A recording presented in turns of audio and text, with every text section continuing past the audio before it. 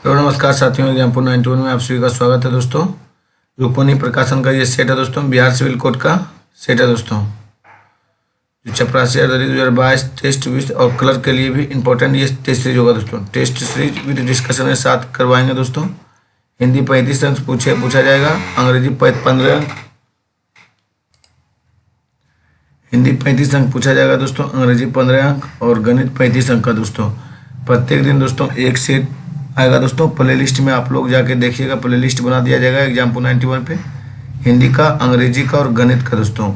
वो play list में जाके डिस्कशन और क्वेश्चन और डिस्कशन दोनों देखिएगा दोस्तों। और वीडियो अच्छा लगे दोस्तों तो चैनल को सब्सक्राइब और लाइक और शेयर भी कीजिएगा अपने दोस्तों के बीच में, और चैनल को सब्सक्राइब भी कीजिएगा दोस्तों। चलिए हम आज का पहला सेट हम स्टार्ट करते हैं दोस्तों। रुक्मिणी प्रकाशन का वॉल्यूम 2 है दोस्तों। चलिए हम लोग स्टार्ट करते हैं।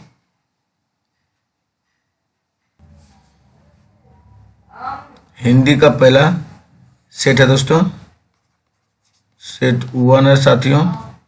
उसके बाद इंग्लिश का आएगा, फिर मैथ का आएगा दोस्तों। 35 क्वेश्चन हिंदी, 15 क्वेश्चन इंग्लिश और 35 क्वेश्चन मैथ का दोस्तों।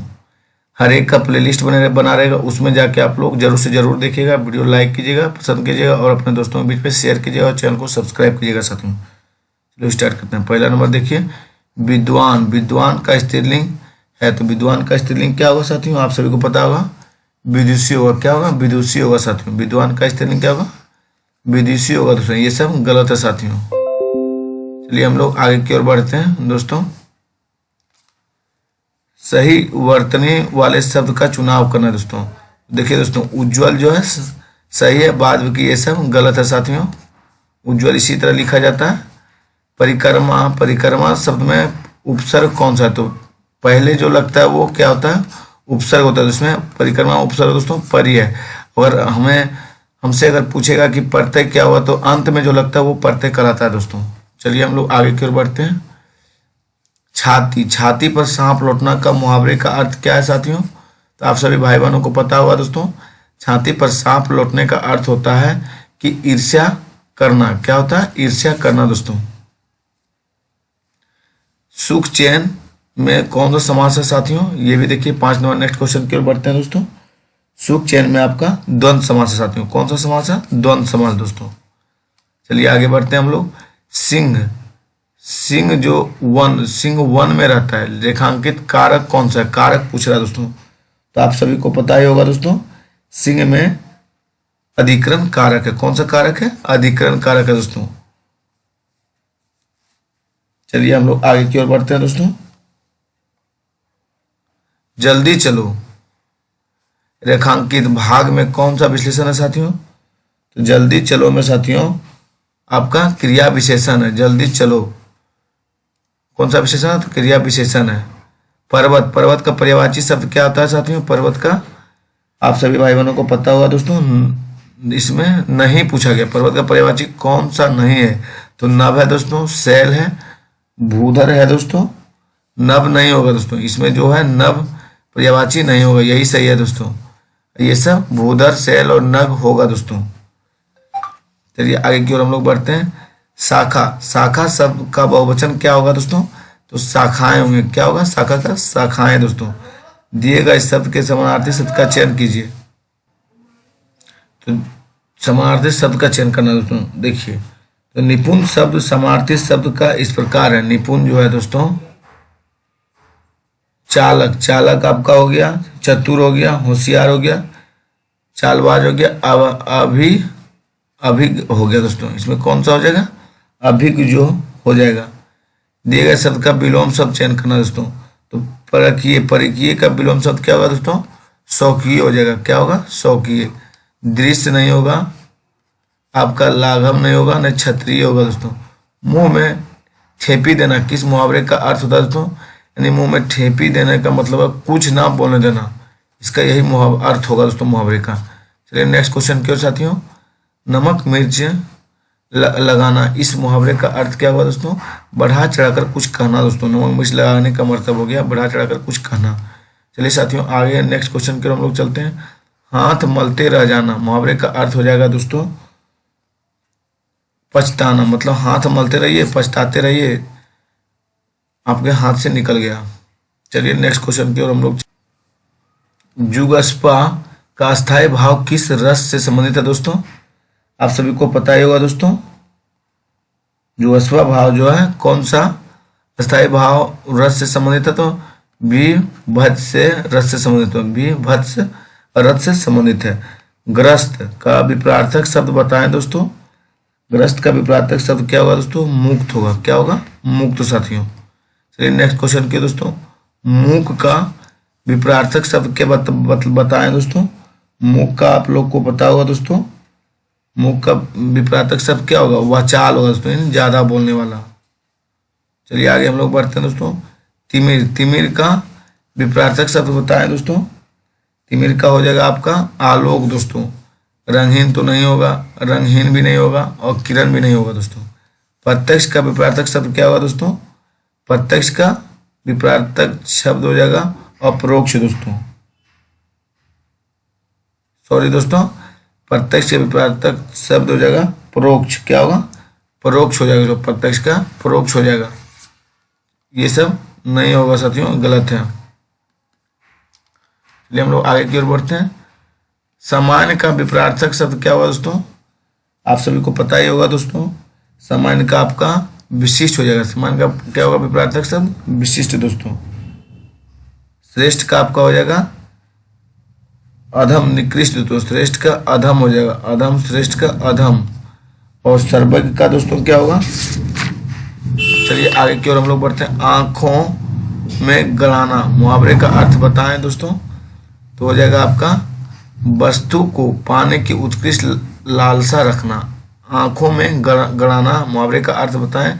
वस्तु को पाने की उत्कृष्ट लालसा रखना साथियों। चलिए आगे बढ़ते हैं दोस्तों। उठ जाना, मुहावरे का अर्थ क्या हुआ दोस्तों? मर जाना। उठ जाना मतलब दोस्तों मर जाना। चलिए नेक्स्ट क्वेश्चन की ओर हम लोग चलते हैं। कनक कनक में 100 गुनी मादकता अधिकाय, यश खाए बैराग जग व पाए बैराग। इनमें कौन सा अलंकार है दोस्तों? तो यमक अलंकार है दोस्तों। कौन सा अलंकार है? यमक दोस्तों। जहां पर किसी शब्द की आवृत्ति कई बार हो, वो उसके अर्थ में अलग अलग हो, यमक अलंकार कहलाता है। जैसे इन पंक्तियों में कनक शब्द 2 बार आया है साथियों, इसलिए एक कनक का अर्थ हुआ सोना और कनक का अर्थ हुआ धतुरा। चलिए नेक्स्ट क्वेश्चन की ओर हम लोग बढ़ते हैं दोस्तों। जब नायक एवं नायिका के मिलने का अवसर प्राप्त होता है तो वहां होता है, क्या होता है दोस्तों? तो संयोग श्रृंगार होता है। जब नायक और नायिका को मिलने का अवसर होता है तो क्या होता है? संयोग श्रृंगार होता है साथियों। चलिए नेक्स्ट क्वेश्चन की ओर हम लोग दोस्तों। कौन तत्पुरुष समास का उदाहरण नहीं है साथियों? नहीं देखना है तो आप सभी को मालूम होगा दोस्तों। आजन्म जो है वो तत्पुरुष समास का उदाहरण नहीं है। यज्ञ वेदी है, ग्रामवासी है, राजकुमार है साथियों। चलिए देखिए, अव्ययभाव समास में पहला पद प्रधान होता है, वह समासमिक शब्द अव्यय होता है। चलिए नेक्स्ट क्वेश्चन के दोस्तों। तुलसीकृत। तुलसीकृत में कौन सा समास है साथियों? तो तुलसीकृत में आपका तत्पुरुष समास है दोस्तों। इसमें प्रथम खंड मात्र विश्लेषण और उत्तर पद प्रधान होता है। तुलसी द्वारा बनाया गया तुलसीकृत में कारक चिन्ह का लोप होने से यहाँ कारक कारण तत्पुरुष समास है साथियों। चलिए हम लोग नेक्स्ट क्वेश्चन की ओर बढ़ते हैं दोस्तों। पुरुषोत्तम में कौन सा समास है साथियों?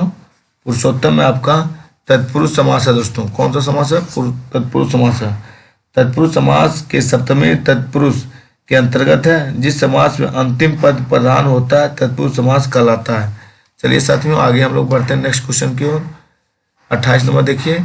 रहीमन पानी रखिए, बिन पानी सब सून में कौन सा अलंकार है दोस्तों? इसमें श्लेष अलंकार है। कौन सा? श्लेष अलंकार है दोस्तों।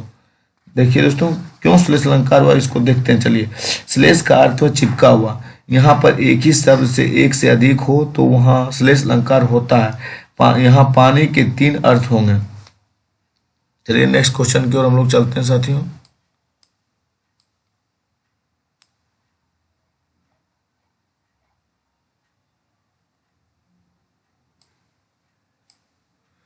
गुरु गोविंद सिंह दो खड़े काके डैश पंक्ति को पूरा कीजिए दोस्तों। तो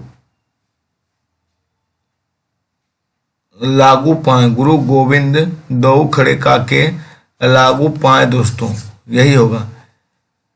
चलिए हम लोग नेक्स्ट क्वेश्चन की ओर चलते हैं दोस्तों। 30 से 34 तक देखिए, दिए गए गद्यांश को पढ़कर निम्नलिखित प्रश्नों को सही विकल्प में छांटिए दोस्तों। चलिए पढ़ते हैं। आदिम आर्य घुमक्कड़ ही थे, यहाँ से वहाँ वे घूमते रहते थे, घूमते भटकते वे भारत पहुँचे थे। यदि घुमक्कड़ी का बाना उन्होंने ना धारण किया होता, यदि वे एक स्थान पर ही रहते तो आज भारत में उनके वंशज ना होते। भगवान बुद्ध घुमक्कड़ तथा भगवान महावीर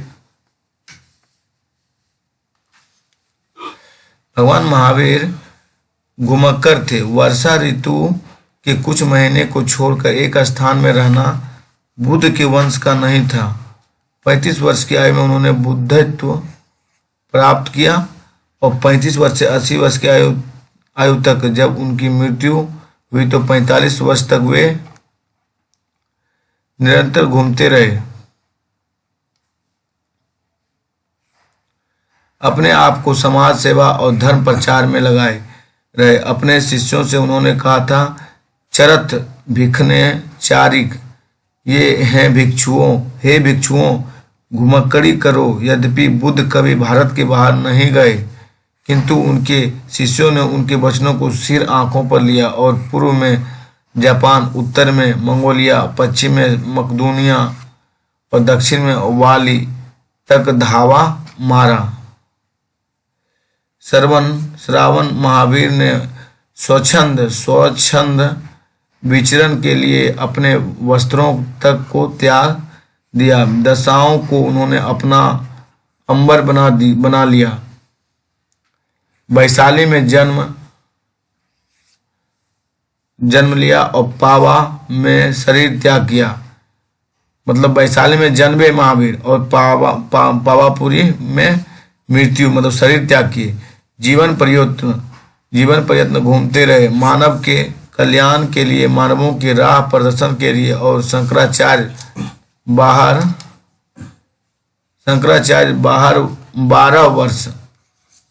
12 वर्ष की अवस्था में संन्यास लेकर कभी केरल तो कभी मिथिला तो कभी कश्मीर और कभी बद्रिकाश्रम में घूमते रहे। कन्याकुमारी से लेकर हिमालय तक समस्त भारत को अपना कर्म क्षेत्र समझा। सांस्कृतिक एकता के लिए, समन्वय के लिए, श्रुति धर्म की रक्षा के लिए शंकराचार्य के प्रयत्नों से ही वैदिक धर्म का उत्थान हो सका। घुमक्कड़ शब्द में कौन सा प्रत्यय है साथियों? तो अक्कड़ प्रत्यय। कौन सा है दोस्तों? देखिए दोस्तों, प्रत्यय अगर पूछे तो अंत में जो है वो प्रत्यय हो जाएगा जो लगा हुआ है। घूमजोड़ अक्कड़, घुमक्कड़ हो गया। इसी तरह महावीर स्वामी का जन्म कहाँ हुआ साथियों? आप सभी को पता होगा दोस्तों, महावीर स्वामी का जन्म जो हुआ वो पावापुरी में नहीं हुआ, वैशाली में जन्म हुआ दोस्तों। और मृत्यु दोस्तों हुआ आपका पावापुरी में, शरीर त्याग किए थे। चलिए नेक्स्ट क्वेश्चन के दोस्तों, स्वच्छंद में कौन सा संधि है साथियों? स्वच्छंद में आपका व्यंजन संधि है दोस्तों। कौन सा संधि है? व्यंजन संधि है। सौ जोड़ छंद। चलिए आगे हम लोग बढ़ते हैं दोस्तों।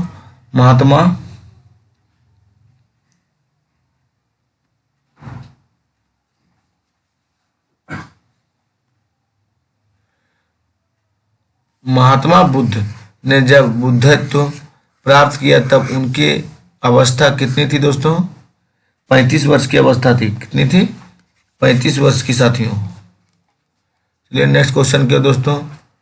श्रुति धर्म का क्या अर्थ है साथियों?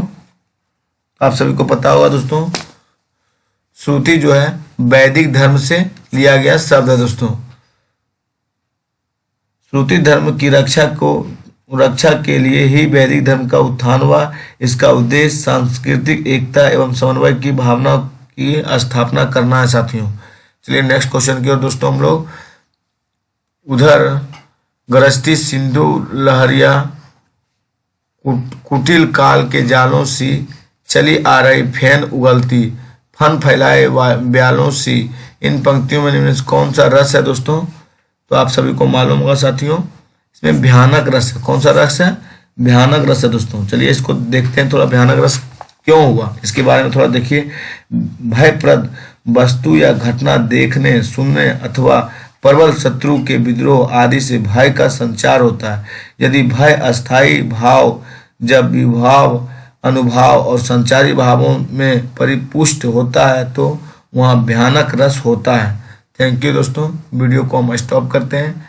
वीडियो अच्छा लगे दोस्तों, वीडियो को कमेंट, लाइक और शेयर कीजिए और प्लीज़ चैनल को सब्सक्राइब कीजिए। धन्यवाद दोस्तों।